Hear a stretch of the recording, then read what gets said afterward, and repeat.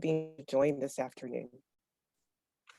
Thank you so much, everyone, for being able to join this afternoon. I'm Olivia Ely, and I've been a junior board member for the last couple of years with Family Isaacs, and it's been very rewarding. Um, what I want today is when again for being able to join and just talk about it, introduce the board members that I think that are on. I think well, there's a handful that our junior board members include Andrew Woodruff and Jamie Berghorn, Heather Gadali, Alana Castillo, Ashley Diek, Billy I think is on, Anthony Ford that I think is on, and Tanisha Jackson. So thanks so much, everyone. The junior board with young professionals that are excited to drive the mission of Isaac Center through philanthropy, volunteerism, and ambassadorship for the organization. Um, we're really excited for everyone to be able to participate today and throughout this entire month and to keep the energy going forward. So thank you again for being able to join and look forward to the rest of the program today.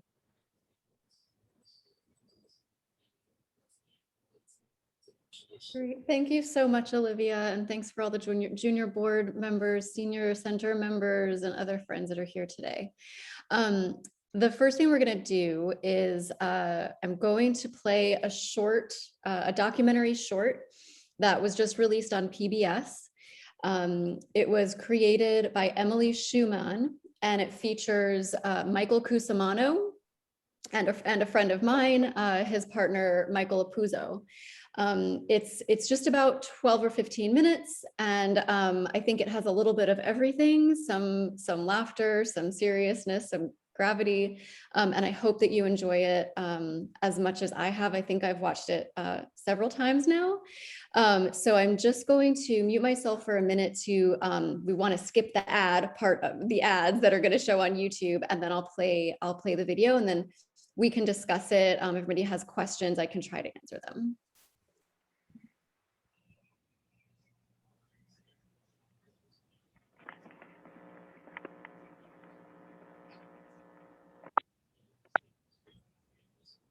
Okay, here goes. I'm going to share my screen.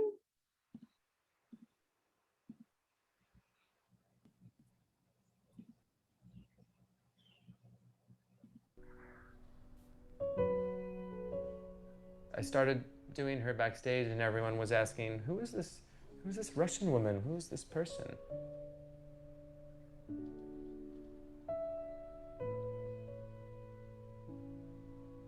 "20 years ago, the name popped in my head. Madame Olga.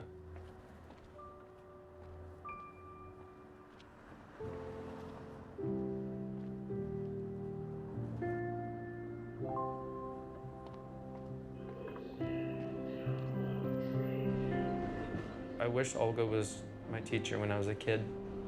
I think she could have helped me a lot.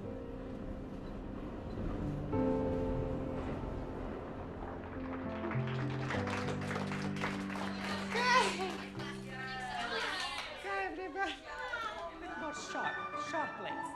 Deep, down, fifths, da. Yeah. The legs need to go.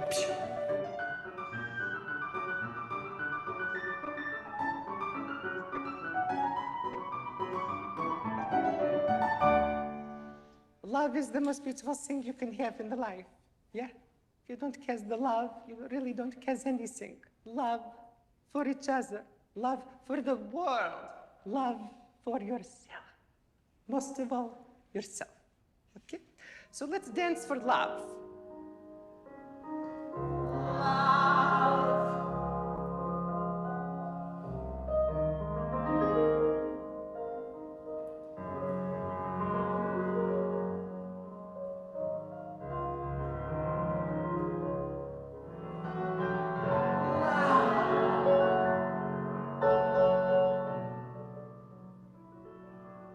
He's only 14 years old, but this world-class dancer is taking the world by storm. I want the kid to grow up and go in the good company. That is big.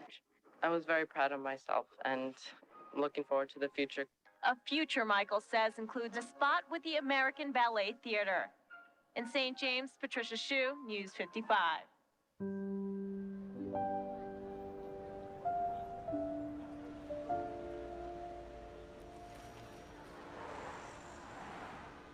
I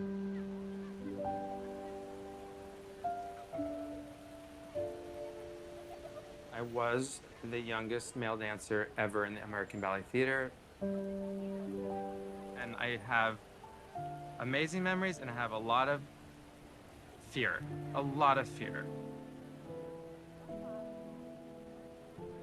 I can see myself just walking past my artistic director and like having a panic attack.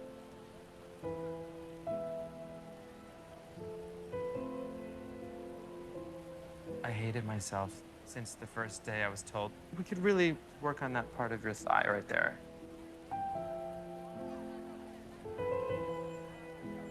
Finally, I heard a voice that said, you have to stop. And I just quit. If I was here for 25 years, I wouldn't have found Olga.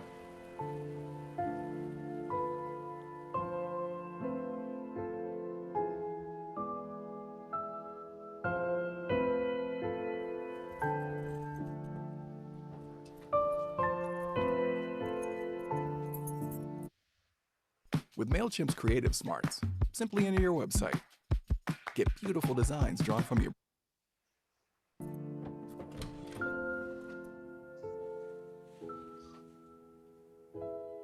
Okay.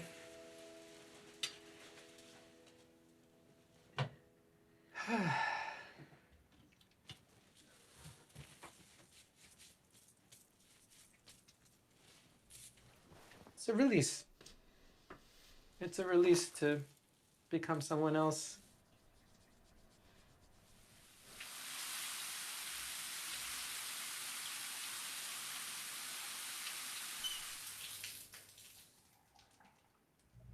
When was the last time you watched this? Years and years and years. I have no idea. Press play. It doesn't even seem like it was my life. I would just love that child if I could. I just had no self-esteem. Wait, at 14, 15, before ABT, you had no self-esteem? I didn't have much confidence, no. If I wasn't perfect, I just wanted to die.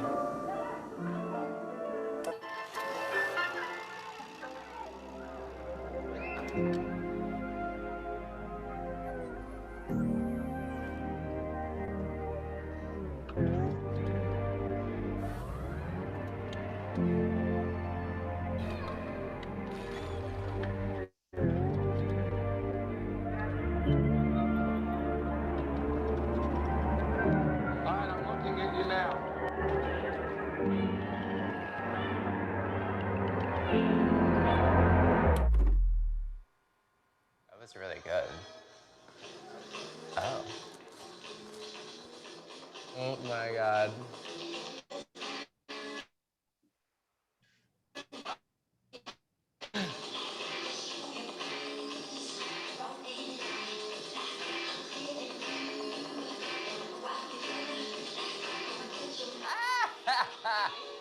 I mean, it's just kind of amazing to me that you weren't a star at 15 already. I was supposed to be. Oh, Oh. I'm 14. Don't get turned on. Ah!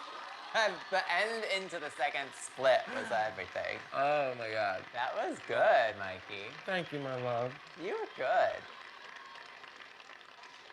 Now, see, why wouldn't you have confidence here? Look at all these curtain calls. I did hear, but it was taken from me. It was just so overwhelming. That's the dance world in general. It is. It was worse than I think. Now, they finally have HR. You have someone to go to if you're getting molested in a hotel room.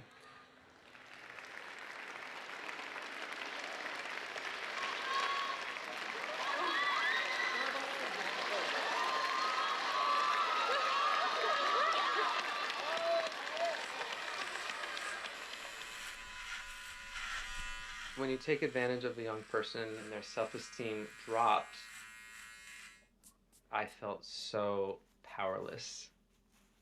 I mean, I still love the art. I love ballet. It's not ballet. It's the energy around ballet.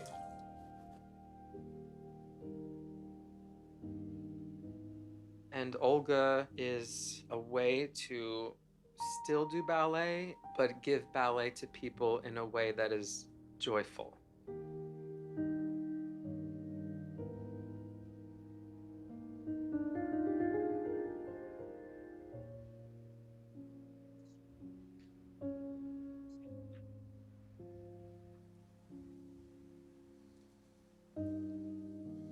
She's coming. Okay.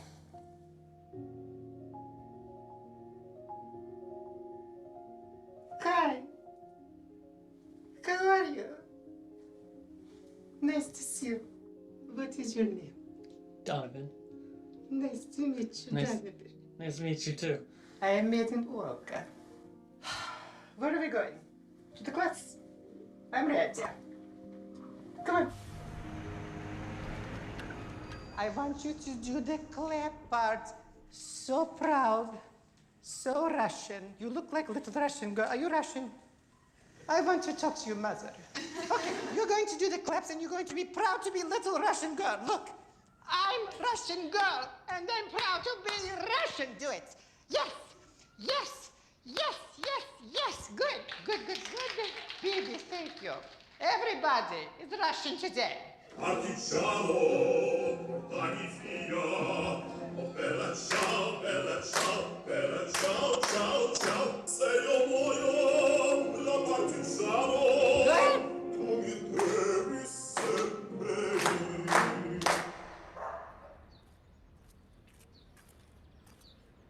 Most careers have subsided during quarantine, and hers has really blown up. It's been great.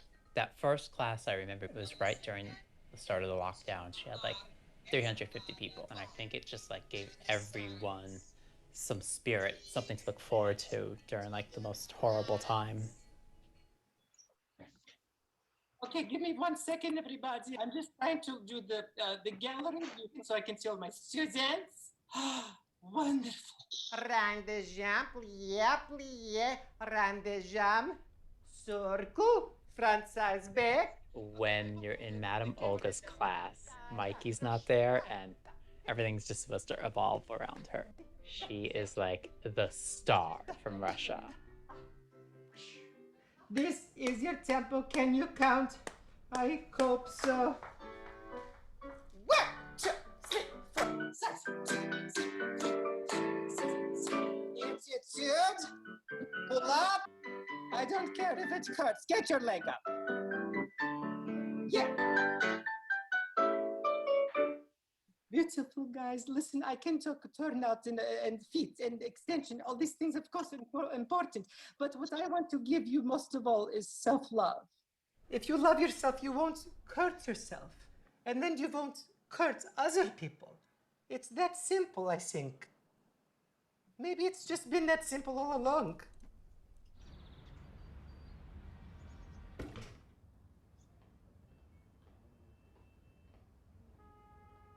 Oh, there I am. I remember taking this picture, like holding my breath, trying to get the shot. When I got here, there was so much pressure on me to be the next star, which is what I wanted, but the pressure was a lot. I can still feel that pressure like in the building.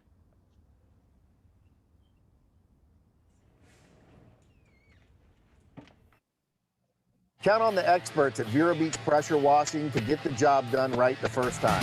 We deliver a deep clean while protecting your property using the newest state-of-the-art equipment available in our area. Give us a call today or visit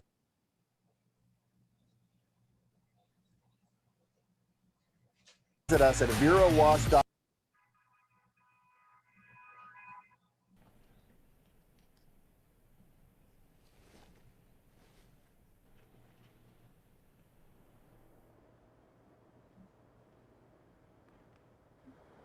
Something about this room is familiar, and I don't know why.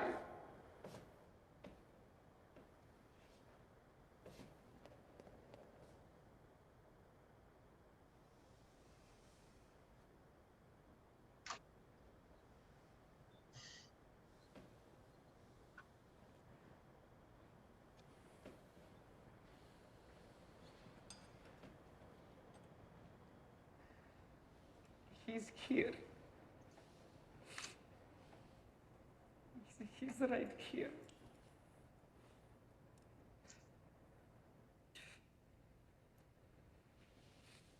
Now I understand why I am who I am.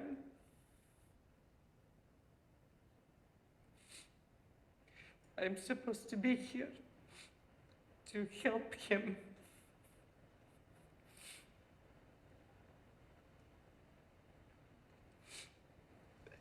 I didn't understand till today.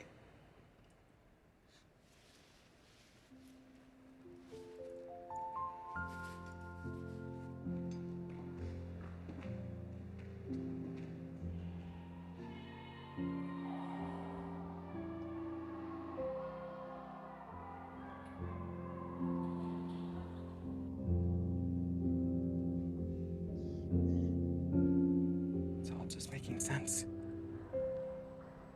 Why she came to be, to help me, to help me. It's like the spirit of my little boy is still in the room. That's what I felt. Yeah. Okay. Okay, let's dance a little bit.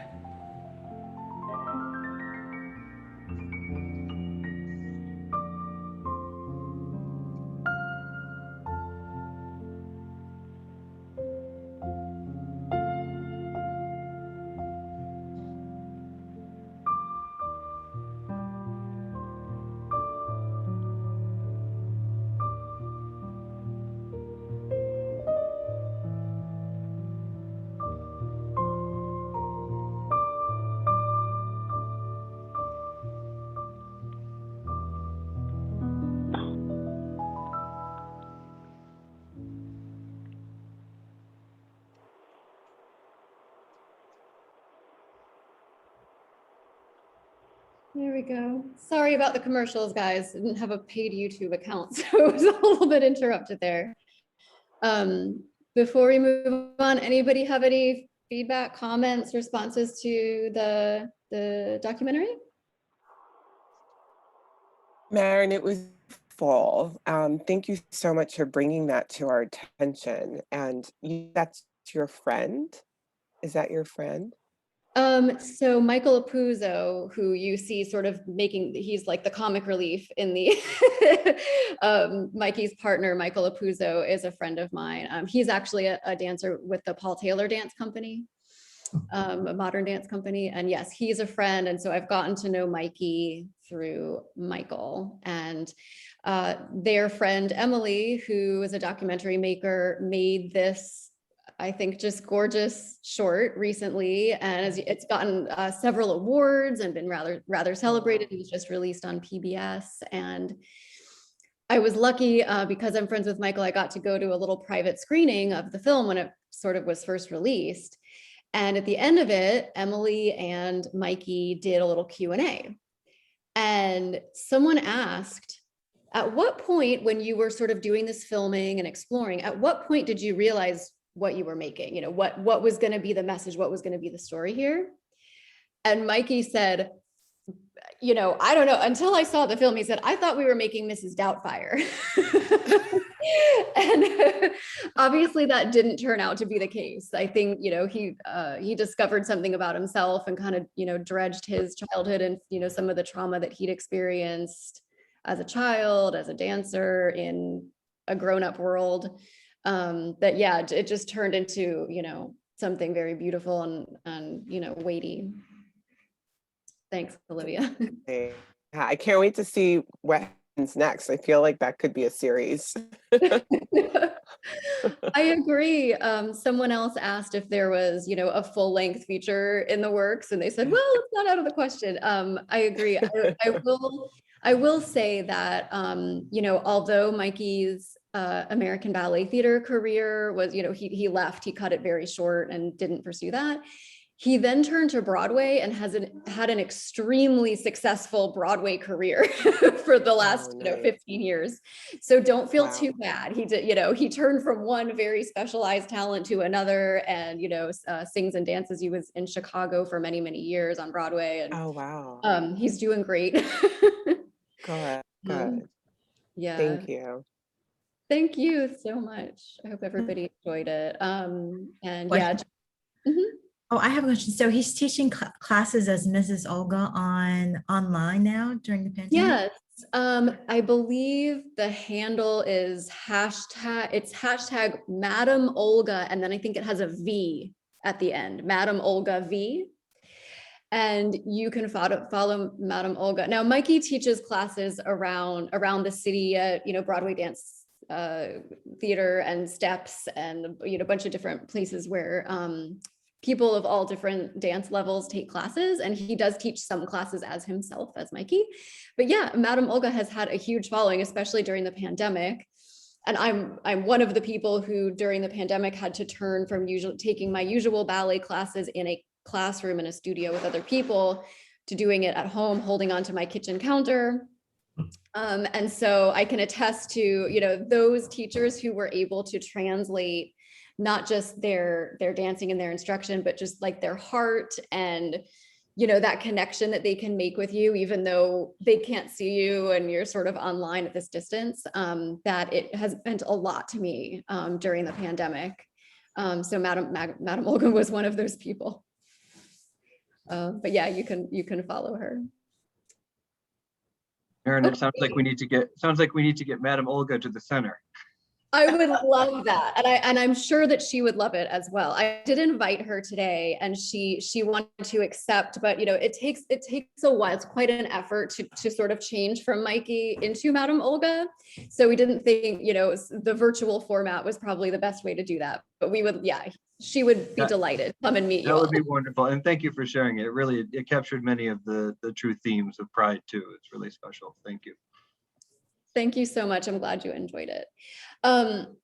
Next, we have another really, really special guest. David Rothenberg is with us. I want to, before I say anything else, thank Annabella Popsky, who's on here, for making the introduction between David and me in the center. David is a veteran producer, so with out of the greats over many years. He's also a prisoners' rights activist and a founder of the Fortune Society, which is an organization that advocates for prisoners' rights and helps formerly incarcerated people readjust after release. But David has his own, personal story as well, and I won't tell it for him. I will let him tell his own story, and then I believe he welcomes questions as well. Hi, David. Thanks so much for being here. Thank you. I welcome questions, and you can throw tomatoes at me when you're finished, if so inclined. This is Pride Week, so the Pride story I tell is I can discuss my sexual orientation, but it's only a facet of my life. So I'm going to give you the totality of me, the 7-minute version, if I can, or whatever time I'm allotted. I came to New York when I got out of the Army, and I was determined to work in the theater, and I took a half a dozen jobs before I got a job for the summer in a press office. And my aunt said, make yourself indispensable, which I did. And it led to a career quite successfully in the theater, working first as a publicist and then as a producer. And finally, I'm at an audience that will know the people that I worked with and be impressed. I usually, when I talk with younger people and I mention people like Julie Harris, I made a list of some of the people that I've worked with: Betty Davis, Richard Burton, and Elizabeth Taylor. I was Elizabeth's date at the opening of her Hamlet. I like to say I'm one of the men that dated Elizabeth that didn't marry her. Eartha Kitt, Lauren Bacall, Maurice Chevalier, Charles Boyer, Julie Harris. But my first friend in the theater, and I tell you the story because it continued through my life, is in that first few weeks when I was working in this press office, the press agent said, we're doing a summer tour of Jamaica that Lena Horne had started in Broadway. Go over and meet the director, some kid in the chorus. So I went over, this is 1959, and they're standing what I call an intimidating dancer's carriage, was this young man. And I said, hi, I'm David. I'm from the press office. And he said, oh, hi, I'm Alvin Ailey. And we said hello to each other. And Alvin and I set up the pictures. And then afterwards, we went out for lunch, which was the start of a friendship that would last through to the end of his life. But I remember that first time, because people kept asking me, is that all we talked about our dreams of what we wanted to do in the theater. And Alvin thought that he might want to be a choreographer. I wonder how that worked out. Through my years in the theater, working with a lot of wonderful people, I produced a play in 1967 called Fortune in Men's Eyes. I was sent the script. I knew nothing about prison. And I read it and I was horrified. It was about a kid being raped his first night in jail, and a teenager raped on his first night. And I thought, this is so powerful. And I felt so ignorant and uninformed about it and about the reality, but the play reeked of truth. And I met the playwright, and of course it was his story. He was the kid 20 years earlier. And I hustled up the money back in 67. It was produced for $15,000. Today it would cost about $600,000 to produce the same show at the Actors Playhouse. And the actors insisted on going to see a jail, and I went with them to Rikers Island. And that traumatized me, because when I saw the young men being herded about in the juvenile unit, I thought, how are they going to be any better as a result of this experience? It seemed like an exercise in futility. So I became an advocate before I knew it, because in my mind, I was starting to think of what's wrong with this picture. But my job was to get the play on, which we did. And after we started having dialogues, I had been active in the civil rights movement and the prisoners and the anti-war movement during the Vietnam days. So this was my kind of thing. And after the performance of the play, we invited the audience to stay. And one night, a man challenged the validity of the play. And from the audience, a guy jumped up and said, well, if my 20 years in joints like this counts for anything. And I told him to come down on the stage, and Pat McGarry started unfolding his life story in prison. And I thought that this was so important for people to hear. I invited him to come back, and he did come back, and other people came. And the New York Times did a story that said the drama continues after the curtain falls. And from that, one night at the theater, the audience, the discussions every Tuesday night, it seemed to be the same guys coming back, and they were all men who had done time. And I say men advisedly because it took some time before women came. But these guys were trying to make it. They had been in prison, but the barriers were overwhelming, and the prison was telling their story. And we were starting to get calls. People in the audience would say, maybe you and some of those guys could come and speak at our church or our school or our senior center. And we were on the circuit. And one night at the theater, I said, we have the nucleus of an organization, and we could change the prison system by enlightening the public. How naive. And we started the Fortune Society, and it was headquartered in my little theater office, but it grew so quickly that it became a full-time job, and I had to make a decision between being a prisoner's rights advocate or the theater. I was working on Hair and The Boys in the Band and a Harold Pinter play and 2 Tennessee Williams plays. And I just stopped taking new plays and started working with the guys. And so for 7 years, I was the director of an organization. We then finally got enough money to put people on payroll. We had a staff of about 35. And in 1973, 5 years after Stonewall, I realized that I was advocating for everybody else and living a lie and being duplicitous. And so I made a major decision. I said I was going to come out, but I wanted to choreograph it as a positive event, not as something that there'd be whispers about and rumors, because I could see how damaging that would be. And I called what I call the cadre of the Fortune Society, men and women who had all been incarcerated, all had had street smarts and been through the mill. And I called 6 of the men, and I said, I have 3 things to tell you. 1 is I'm gay. 2, I'm going on television, the David Susskind show, to talk about it. And here's my letter of resignation. And there was a long pause. And Kenny Jackson, one of the guys, said, "What are you going to wear on television?" Well, that was the last thing in the world that I anticipated. And I said, "What kind of a question is that?" He said, "Well, you dress so terribly. Get something nice so we can be proud of you." Well, what? Right there, that changed my life. And then Melvin Rivers, a gang kid from Bed-Stuy, said, "Why would you resign?"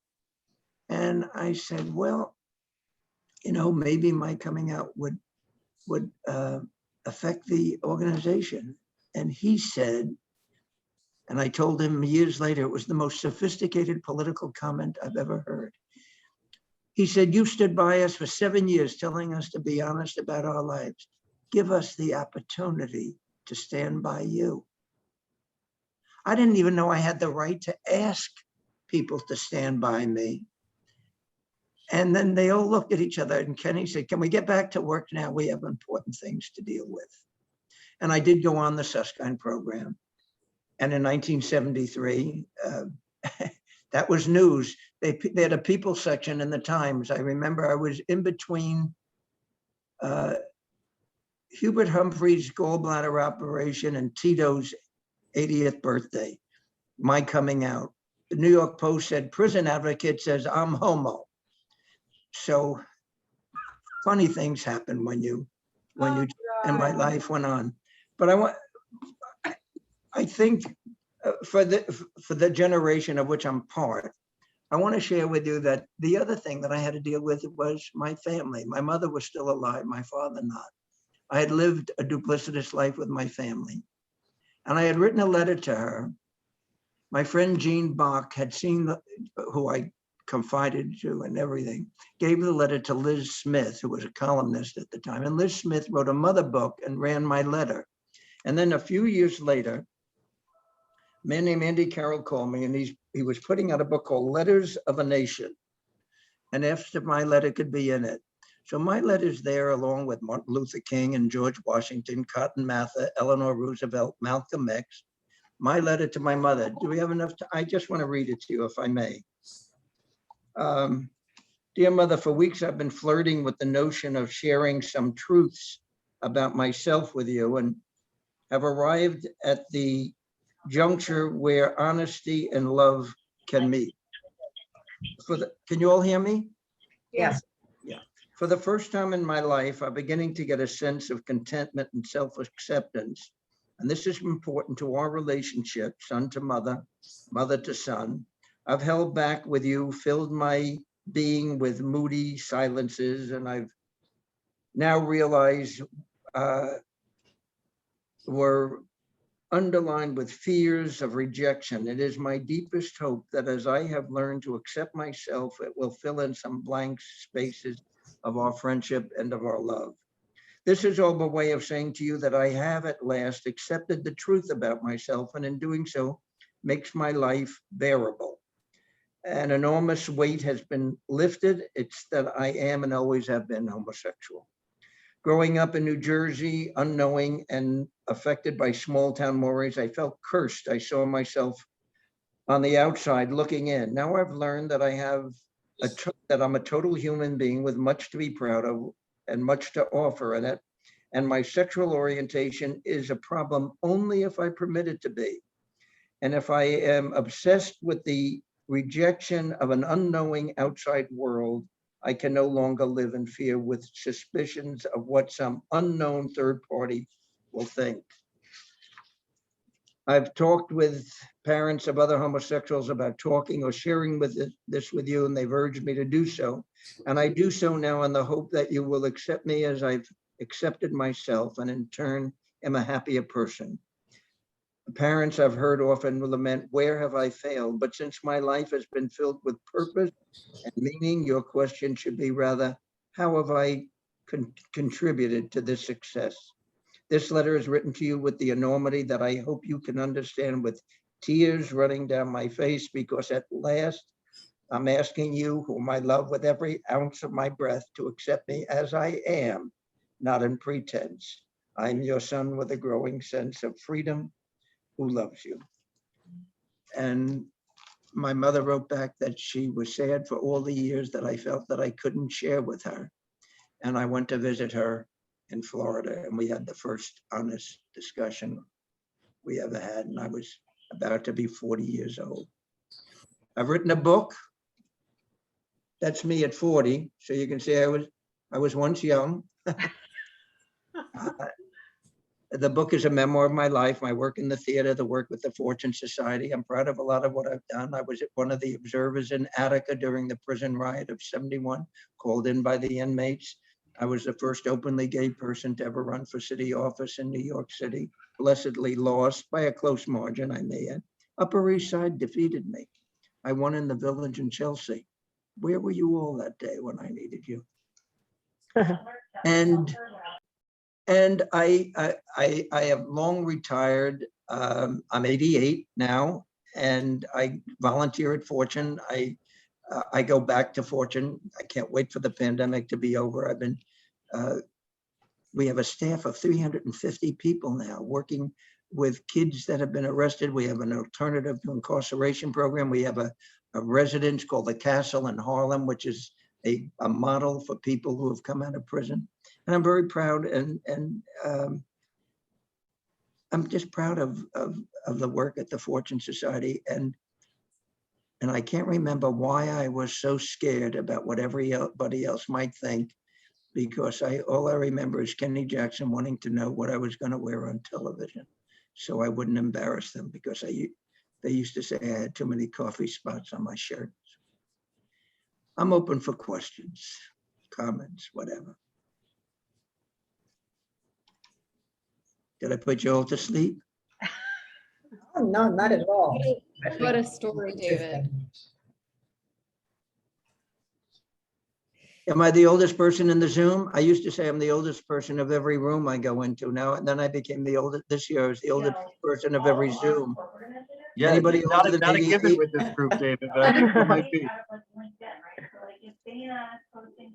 Somebody older than 88? Yes. I kid. Thank you so much. Thank you so much. Yeah. I'm open to questions. Really sensitive to, like, obviously we're going to taxation. Yeah, and if you're not, oh, thank you. I think we had the mute there. David, I know, so when you came, I think you said it was 73 when you came out and you were about 40. Yeah, I was 39. Yeah, 39. And I had entered into my first relationship, because I realized that I had aborted anything that hinted at a relationship, because it would be tantamount to be coming out. And younger gay people said to me, well, why didn't you come out earlier? And I said, to what? To rejection? I'd have no career, no jobs, no life. There was nothing to come out to. So I had the Stonewall, of course, created the catalyst that allowed people to question that was self-imposed oppression. But it's the pathology of the oppressed. There was a wonderful civil rights activist named Flo Kennedy, and she always talked about the pathology of the oppressed, that how we and people who are oppressed internalize and validate the attitude of the oppressors. Vera, I think you had a question, is that right? Yes, your organization, what age group do you deal with? I mean, is it just for people coming out of jail, or is it people coming out, or people that really, really need the help? Like, and when was your time, the rejection that you feared, what about that today? The people that you're helping, psychology, I mean, all of it, I'm very... The Fortune Society is not for gay people, although it includes gay people. It includes anybody that's been in prison. And the last year before the pandemic, 9,000 people came to our offices in Long Island City. But we also have an alternative to incarceration program. We go into the courts in behalf of people, hoping that they'll give them 6 months with us rather than sending them to Rikers. And the judges almost overwhelmingly make that available for teenagers. So we have a lot of 16 to 21-year-olds. And I love hanging out with the kids because you learn so much. I give them history, they give me trends. I believe it. I believe it. What happened to the older people that come out? People over 21. Yeah, well, they come, if you're talking about people 60 and 70, it's a real issue because especially if they've been in prison 30 or 40 years, they're so institutionalized. It takes special care and concern to get them. They're not a threat to society, certainly, but they're to have their last years be meaningful is very tough. Yeah. We're opening a residence in the Bronx this summer, the first ever, exclusively for formerly incarcerated people over 60. And it'll be fully staffed to help them to navigate the terrain of re-entering, things as like cell phones and going on Zoom and riding the subway. Traumatic. Yeah. People who have been institutionalized. So if you have somebody going along with you the first few times that you're doing it, it makes a big difference, guiding the way. So it's sort of like a rehab to help? I call it, it's a hugging culture with a lot of services. I like that. That I like. Actually, we had this year the first trans person who was at the castle, and she was the test case in the state. She was put in a male prison, and she challenged it and was eventually won and was transferred to a women's prison. And she's now a resident at our castle and becoming a leader, helping trans people who have been in prison feel not so isolated. So everybody has a story, and you try and find somebody that you can connect with. Beautiful. Thank you. Thank you. Thank you David. for inviting me. David, this is Anna. Who speaks by name? Hi, Anna. How are you? Anna, hi.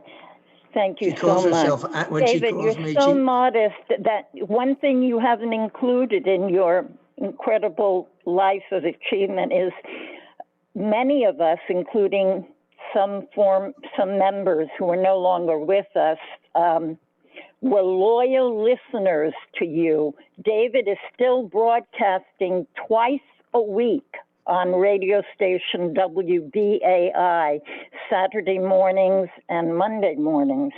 And many of us have been listening to you for what, like 4 decades? The newcomers have been listening for 4 decades. I've been on for 50 years. Yeah, yeah. And also, I wonder if you just give a little flavor of what it was like when you were the first openly gay candidate for city council. It was the year that I think one of the first gay rights bills had been passed. 85. Anna, thank you for the question, because usually the question I'm asked most is, what was it like dating Elizabeth Taylor? And not my to answer mention That had to be an and my adventure. she was very pretty. And Guess you Peggy never Lee noticed. putting you to sleep, right? Tucking you in. Should I tell that story? You all know who Peggy Lee was? Oh, yes. You give me fever. I worked with Peggy, Miss Lee. She was always Miss Lee for the last 15 years of life, and I was crazy about it. She called me one night. It was midnight, and she called from California. They go, oh, these jazz artists, they're up all night. And she said, oh, David, when I come in next, I want to sing some Frank Lesser songs. I thought, that's why you're calling me at midnight? And so I said, yes. And then she said, well, how can I get some cheap music? And I said, well, I'll call the Lesser office and I'll get you whatever songs you want. She said, oh, that would be wonderful. And I said, Miss Lee, you never sang my favorite Frank Lesser song. It's called Spring Will Be a Little Late This Year. And she said, oh, this one? And she sang the whole song to me. I wanted to put her on hold and call everybody I know. And I told everybody, said, what'd you do last night? I said, I was in bed with Peggy Lee and she wouldn't stop singing to me. But how lucky I was to have her in my life. And to have people like that, and to have Elizabeth, who I really did like a lot, and Alvin. When Fortune Society began and we set up an advisory council, Alvin was the first person I called, and he became on our advisory council. And when the company became successful, whenever it wasn't sold out, it was 10 tickets were put aside for the Fortune Society. So much so that hundreds of our guys went to see it. And Kenny Jackson once said, when you get out of prison in New York, you get $40, a bologna sandwich, and 2 tickets to Alvin Ailey. David, thank you so much. Thank you for having being me. here, for telling your personal story. I sounds like you have been very lucky in life and had a lot of people love and accept you, but you have done the same thing for many, many, many more people. So thank you for that example. Thank you. I think I'm going to turn it over to our executive director, Greg, to speak for a minute, and then Gemma will play us out again on our virtual Pride Parade. Well, thank you all for this time. Thank you to our tremendous junior board for making this opportunity happen. David, thank you for that just amazing story. Thank you for sharing your story with us. That's remarkable. And I have tremendous respect for the Fortune Society. I'm lucky enough to know some of the folks who are there, and the work they do is incredible and historic, and you built a true legacy. So thank you for sharing your time with us today. And to this tremendous staff of the Isaac Center that works so hard to acknowledge the communities of which we are a part, the communities that we honor, and how we celebrate each other. Thank you for making this time. As David referenced, Stonewall in New York City was the start of the modern gay rights movement. And today, as we confront any number of multiple challenges and complexities, the effort to create systemic change remains and takes many different versions and commitments. And the fight for full equality remains. What's interesting about Pride Month, this year's theme for Pride Month was "The Fight Continues."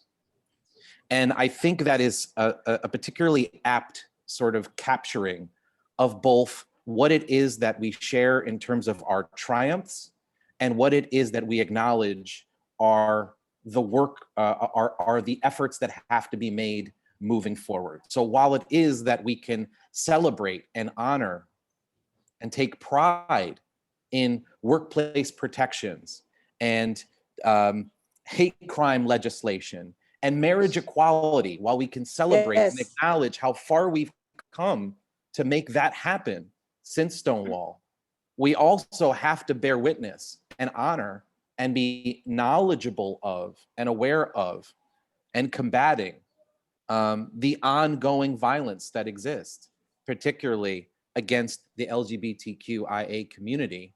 And I just want to note, as many as 29 states still, do not have laws that explicitly shield LGBTQ Americans from discrimination. Just think about that. We still live in a world where we are confronting that discrimination. Anti-trans legislation has grown. So it's going through state legislatures right now.